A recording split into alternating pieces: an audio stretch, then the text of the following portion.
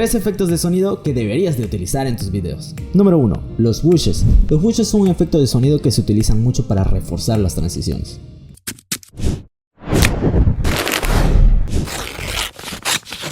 Número 2. Risers. Es un efecto de sonido muy utilizado en cine, en películas y trailers, y se puede utilizar mucho para generar tensión en un momento específico del video.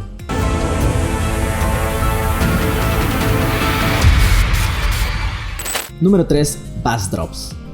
Es un efecto muy particular cuando queremos darle pausa al video y prestarle un poco más de concentración a los sonidos. Ese es el momento específico para utilizar bass drops.